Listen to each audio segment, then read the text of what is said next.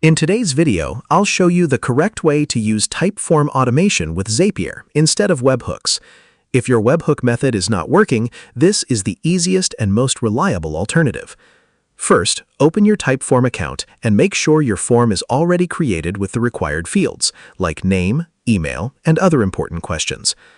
Next, go to Zapier and sign into your account.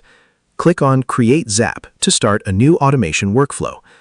Now choose Typeform as your trigger app. Select the event called New Entry or New Response.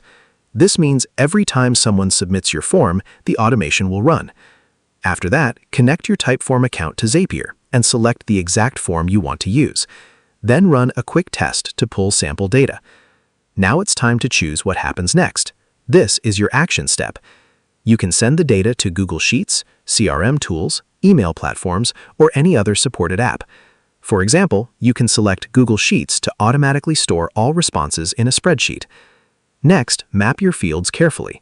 Connect the Typeform answers like name, email, and message to the correct columns in your destination app.